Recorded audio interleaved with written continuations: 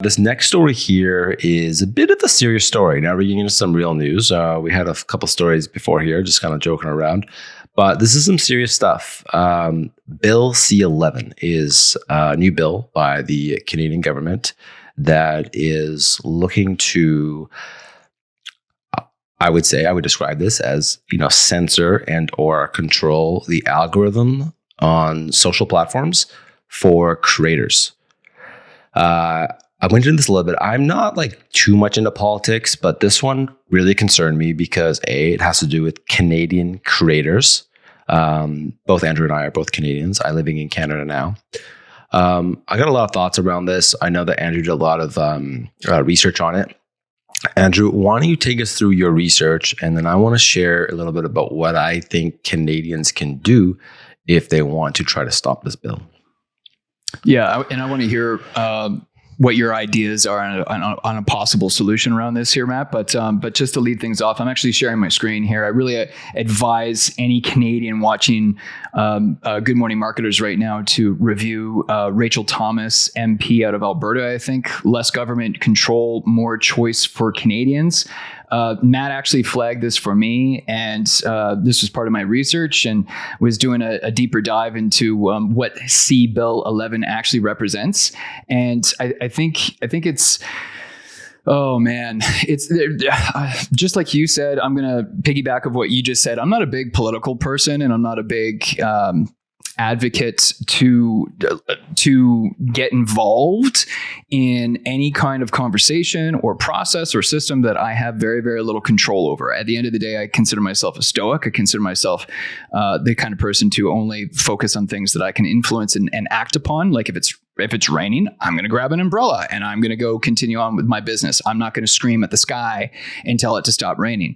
And, after reviewing this Bill 11, it's super concerning. I immediately shared it across social media just to get my networks kind of because I wasn't aware of this until you flagged it for me, Matt. And there, not only does this bill affect content creators, but it affects content consumers. It affects literally everyone. And this is one of the many reasons why I swear I was forced into the digital nomadic lifestyle that I currently enjoy. I'm living in Costa Rica. I'm no longer a Canadian resident. I'll always be a citizen, but I'm no longer a Canadian resident because this just goes, I'm jumping all over the place now, but this, one of the people I follow is Andrew Henderson from Nomad Capitalist. His big saying is go where you're treated best. So now Bill 11, okay, it's still a bill. It's not passed into law. It hasn't gone through royal assent or whatever it's called. And it literally threatens every Canadian's relationship with the internet. And maybe that sounds like I'm being over dramatic, but I'm not. If you really dive into the details, the government is arguing that they've tabled this bill in an effort to address some of the massive web conglomerates to make sure that they're paying their due course, they're paying their fees and taxes within Canada. But oh my God, this is so the wrong way to go about it, because this bill has very vaguely written language that allows the CRTC, and for those that aren't aware, the CRTC is the Canadian Radio, Television and Telecommunications group, and they have far-reaching abilities to censor content. So, in the example that she mentions in that link that we're going to attach in the description below, the example she mentions, like if you go into YouTube, for example, and do a search for whatever controversial subject that the Canadian government does not want you to access, then all of a sudden a bunch of hockey videos will pop up on your search feed, right? And you're like, wait a second, I didn't search for hockey. I'm searching for blah, blah, blah. And she made some really, really great arguments. I made a couple notes here that I'm just going to quickly reference. One of the arguments that she made was that her grandparents didn't have to worry about subsidizing the horse and buggy system when the automobile was rolled out. That gave me a chuckle. I thought, yeah, that's brilliant. She's definitely right on the money there. She harps on the fact that regulation never in the history of human beings, regulation has never led to an increasing of innovation. And the government is, it's scary how vaguely written the wording, the language is around their abilities to constrict and censor not only the content creator, but restrict what is visible for the content consumer as well. This could not be scarier to me, and it just makes me, I hate to say it, but and I love being Canadian. I love telling people I'm from Canada. I've traveled all over the world for the last few years and love seeing people's reactions when I tell them I'm from Canada. I love that. I do. But man, sometimes, Matt, I don't know, I just feel like our country is going down a really scary direction sometimes. And I intentionally avoid the news. And maybe this is why I didn't realize that this was a proposed bill until recently when you flagged it for me. But this is some very, very scary stuff. The other thing, because I'm a YouTube expert, the other thing that really scares me about this is that anytime regulation is influencing how social media algorithms or the YouTube AI functions, you cannot fathom how destructive that will be, because those algorithms, those and the various AIs that are deployed on a daily basis, they are obsessed with one thing and one thing alone. I mean, and I'm speaking about YouTube specifically. I can't speak intelligently about the other social media platforms because I don't consider myself an expert on those other algorithms. But when it comes to the YouTube AI, it obsesses over one thing and one thing alone, and that's putting the perfect video in front of the perfect viewer at the perfect time. And if a government says, whoa, YouTube, within these borders, you're going to be regulated. You're going to be confined to this section of content that you're able to share. And I understand the value in promoting Canadians and promoting Canadian creativity, but there's no situation where a government's muddy paws in influencing how Canadians create their content and how Canadians consume content. There's absolutely no situation where that can be a positive for Canadians. I can't see how that can be a positive for Canadians. And the whole false argument about making sure that these big conglomerates are paying their dues, that is a completely different subject.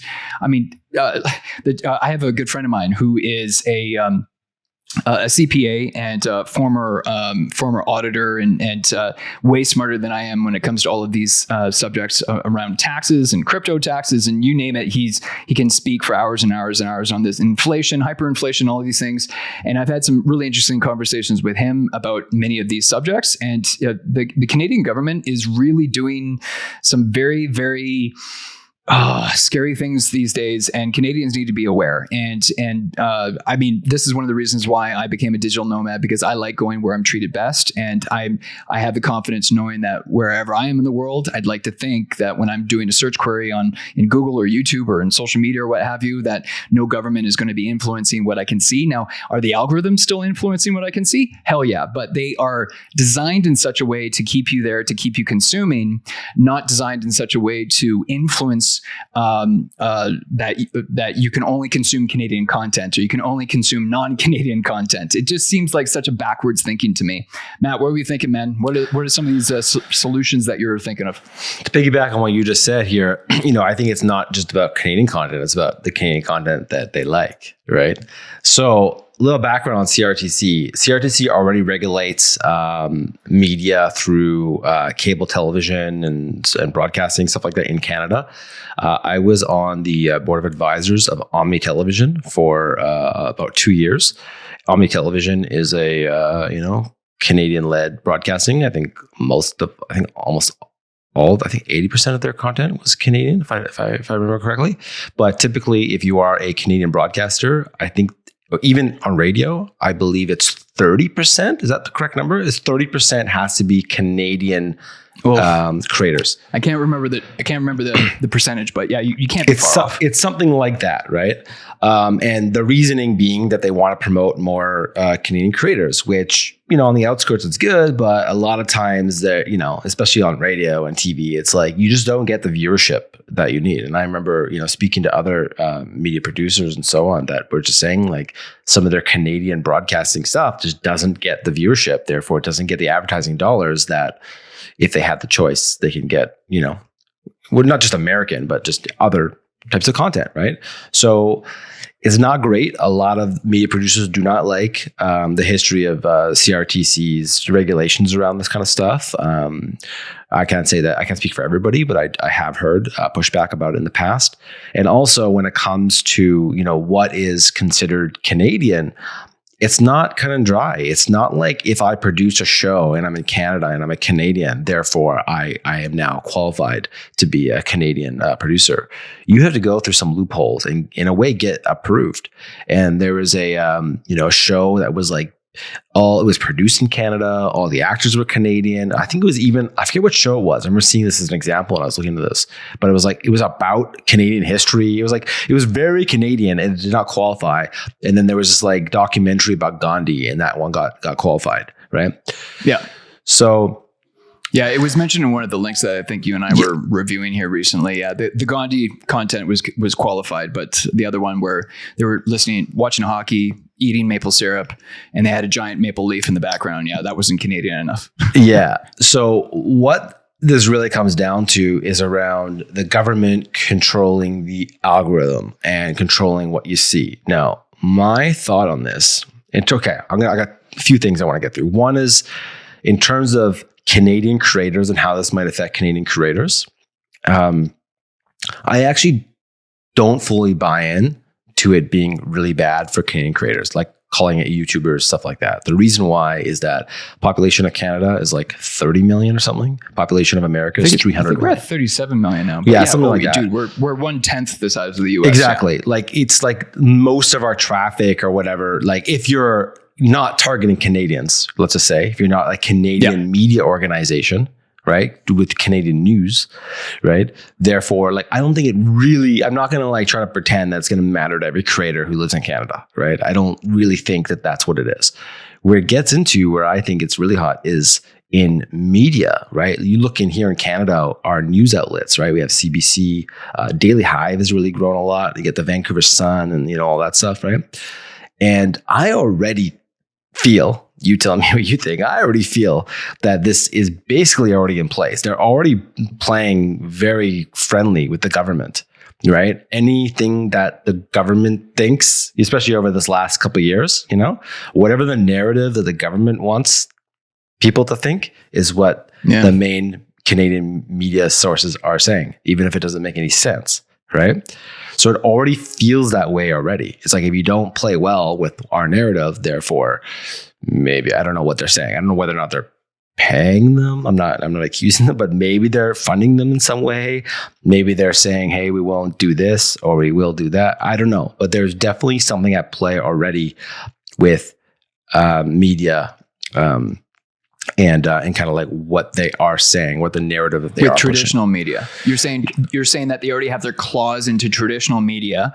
Yeah. And now they're trying to expand their reach to in the content creator economy as well.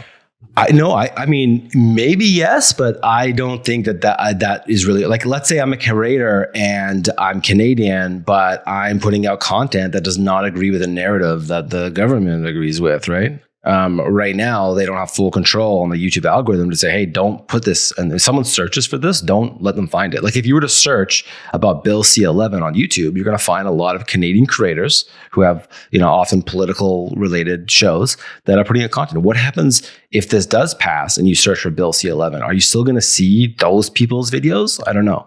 I would say no. I would say I highly doubt it. Right. So it's really about censorship. And at that point, now, I watched some of these videos as I was kind of diving into Bill C-11. I was watching some of these videos from these creators to learn about it and getting different opinions. I heard both sides. I was trying to like figure out like the other side is kind of saying like, hey, like we're not going to censor people. We're not going to censor creators. Like if we say we're not going to censor creators, like, is that okay? So that's kind of what they're saying, that it's not what this is. So what a lot of people are saying the call to action is to stop this is to email your MLA or to email the premier, or like whatever, petitions. I think all this is, I know because I looked into it. No petition has ever made any change in the history of Canada. I don't know if anywhere else in the world, but petitions don't do anything. When you see a petition going on online, people sharing it on Facebook, whatever, all you're doing is just giving your data to whoever is writing that petition. I've seen people put petitions like it's not even, on change.org is like a place you can go and start a petition, right? But I see people like on a private website with a form that says stop whatever the petition's for. And people are going there and entering all their information. What's your name? Where do you live? Your address, your phone number, right? And I didn't think of it that way. Yeah. I think full on that is just data collection, right? Yeah. You should not sign a petition online. Okay. It's not going to make a difference. That's a really good point. But to address your question you just asked there, I'm curious if this would qualify to like the one time where I feel like the Canadian citizens literally rolled back on a decision the government made. Remember when, this was years ago, BC rolled out the HST, the new HST harmonized sales tax? Yeah. We only had it for, I want to say, a couple of years. And then all of a sudden, there were huge campaigns. It was a lot more than a petition. It wasn't a petition. It was a huge campaign to say, we don't like this, get rid of it. And then how was the that? Government had to roll it back. How did that come back? That's a good example. Do you know what the petition was? Like, how was that rolled out? It was a hell lot more than just a petition. I'm not a politics kind of guy. I try to keep my attention on the things in life that I can influence. So this is like a frustrating conversation for me, or a frustrating topic for me, because this directly ties into my world as a marketer. However, it's just another example of a government overreaching their boundaries, because now they're basically saying, okay, the global content creation aspect on the internet within our confines of the Canadian border, we're going to have total and absolute control over who sees what. And wow, that's all kinds of wrong. That's just all kinds of wrong. It's 2022, people. Let's get with the program. Let's wake up. Like, this is not. We're trying to move away from building walls, aren't we? Right. I think those VPN. It's insane. It's insane to me. We got to get a VPN sponsor up in here. Like, I just got to turn on that VPN. We do. Yeah. So here's my thoughts on my idea. I have no idea if this is, I shouldn't say I have no idea, but I feel like this is what the solution is. Okay. I remember when the C word was, starting, and everyone was going crazy about it. And then people started protesting the BLM stuff, right? I remember thinking that I thought it was so crazy that of all the issues that were happening in the world, that people were going outside to protest that all over the world. Like, I understand in parts of America how it was a really big issue, but people were protesting everywhere, including in Vancouver, which from my perspective, we don't have as big of a problem in terms of the BLM movement and what was going on there. I don't think that, to me, back then I knew that our version of BLM was towards the indigenous people, which more recently got awoken, which I was really happy about that, because I know the history there. But anyways, I just thought it was crazy. And I thought what people should be protesting is the media and the lies and all the misinformation that's going through the media. Like, even going back to this Joe Rogan thing, is people being mad about him spreading misinformation. Like, the media has been spreading misinformation and admitting it, they are fully guilty of this, right? Not, not saying everything they say is a lie, but this has been going on for a while, right? So what, and it really bothers me too. And I think that the media is following the sentiment of what their users want and believe, right? The media is not going to be publishing stories that are in direct disagreement of the values of their audiences, right? Because and their owners. And their owners, right? That's what I always try to remind myself of when I'm consuming traditional media, whether it's like a news broadcast or, let's be real, I don't read newspapers. I don't know how many people read newspapers anymore, but somebody owns that broadcast company. So it's every single news reporting article or topic was screened through probably a laundry list of professionals and people that said, no, you can talk about this, but you can't talk about that. So censorship has probably been a problem for a lot longer than it's just become more of of a topical trending subject these days, because now we live in the global village and people are closer connected now than ever before. But even when you sit down and watch your local news channel, somebody owns that. You're right. I think that's true. I don't think it's. I think their bottom line is more important. Is my thought, and also a lot of them are owned by like conglomerates. Like they're not owned by like one person. A lot of them, right? Yeah. That's the other side of it. So, but my feeling is that the way to like stop these kind of things from happening is these companies. And I went deep into looking at what social media management and monitoring tool does the Canadian government use. And I spent a lot of time trying to figure this out, and I did not get what I think it is that they just have to choose one and they have to get it approved. I don't think that they're only using one, but they do have a proprietary system that they had built, or that so they probably put out like a request for proposal. There's a company that built something, I forget what it's called. So they are for sure, okay, every media company was for sure using a social media monitoring, or it's also a social media listening tool, where they get sentiment about how the public feels about various topics. Yeah, I believe that. Yeah. When you see stories coming out about Bill C-11, you need to use keywords in the comments that say, this is bad. I don't want this. This is wrong. They will see sentiment means that they see words like bad, don't like it, cancel, that sort of thing. That will give them the sentiment that people do not want this and don't like it, right? What happens usually is that I think the people with the loudest voices are the Karens, the people who are this called the woke culture, the people who are the complainers and the whatever, they're, into the drama of like whatever, like they're the ones who are more likely to comment. For me, if I see something I disagree with, I don't go and start an argument. I don't want to go leave a comment and be like, this is wrong, because then I'm going to get a bunch of responses, people attacking me, right? I don't want to do it. And I just realized, because I just think, why is the news so up, right? Like it really bothers me that it's like, why are these stories coming out? Like why is this happening? And I look at the comments, I'm like, why are people agreeing with this? Like, this is so weird, It's like, it just, like, if you take any time to research these various topics, like you just take 5 minutes, just look into it, read between the lines, but then you look at the comments and people are all on board. They see the headline, they hear the story the media's telling, and they just go along with it without doing any research. And I think the reason why is because the other people who know this is bullshit, we ain't got time for this. We're not going to go and argue in the comments and go and, show that we disagree or whatever. But in times like this, I think that that's what we have to do. And, our show, unfortunately, is not popular enough that we're really going to make an impact. Hopefully somebody else is going to hear this. What are you saying? You mean after 4 episodes, we're not huge and famous and successful? No, we're not big enough. And like, who knows what I don't know. But I'm hoping that somebody else out there is going to hear this and understand that sentiment matters. Media companies look at sentiment, and that's how they decide what their opinions are. Okay.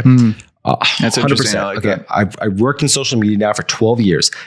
Monitoring tools, social media listening was the foundation of all these social media management tools. That's what they were originally made for. You look at Hootsuite, which was one of the first kind of social media management tools. Which is Canadian. It's a Canadian tool, but the UI, the whole thing is built, wasn't about scheduling content. It was about listening. Right? Social media listening. So you can create columns and you can create lists. Like the whole idea of Twitter lists, originally it was from Hootsuite you can create lists and you'd have people in different columns so you can like keep engaged with certain people. Now it's like built in the Twitter lists and stuff. So a lot of the stuff was all from these social media management tools, right? But there's a lot of them out there that have sentiment. If you ever look at one, you could see that you could type in a topic and it will tell you how people emotionally feel, how people think about a certain topic. Right. So when these media companies start seeing that we are against, you got to use the right keyword. I am against Bill C-11. This is very bad for Canada. Right. When you use those kind of words in the comments, they are going to see it and they're going to realize that the sentiment of Canadians is that they do not want Bill C-11. We need the media on our side. We don't need politicians on our side. The media is controlling the narrative. I know that I think in my conspiracy land world is that the government is somehow controlling the media. Okay. But the media is focused on their bottom line, and they are going to. I got a question for you about sorry to cut you off like that. I got a question for you about how sentiment is actually measured, because you know a whole lot more about that side of things than I do. Is sentiment, when people are using those keywords like you just said, is sentiment weighted differently depending on where the keywords are used? For example, am I commenting on a post? Is it the title of a post? How much engagement and traction is that particular post getting? Is sentiment measured like that, or would sentiment be measured more across the board, equally weighted, despite where those keywords were appearing? No, sentiment is around the keywords people are using and whether those words are associated good or bad, right? So a lot of brands are like, let's say if you want to know how people feel about, we're going to get into this later on, but around Elon Musk versus like Mark Zuckerberg, for example, right? You could use this tool, you could type in the word Mark Zuckerberg, and then it'll tell you a lot of people are using words like the words like bad, against, that sort of thing. Those are like negative words, right? So they're going to know that in general, there's a negative feeling around this brand or person or topic or whatever it is. It's a feeling based on those kinds of words. And then you could dive in if you really want to get into it. You can start seeing what exactly people are saying, what phrases are often used.